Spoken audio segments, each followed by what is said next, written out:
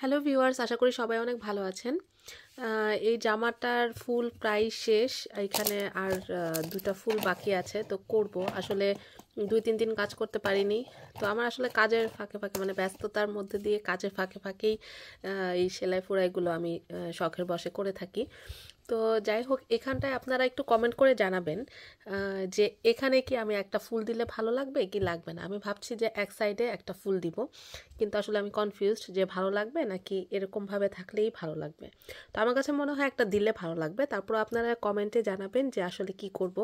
তো এটা আজকে যে আর 3টা ফুল, হ্যাঁ 4টা ফুল বাকি আছে, তো এটা করে ফেলবো। হয়ে গেলে আসলে সম্পূর্ণটা হলে খুব ভালো লাগবে। আর বাকিটা আপনারা কমেন্টে জানালে আমি তাহলে এখানে একটা ফুল দিব, আদারওয়াইজ দিব না।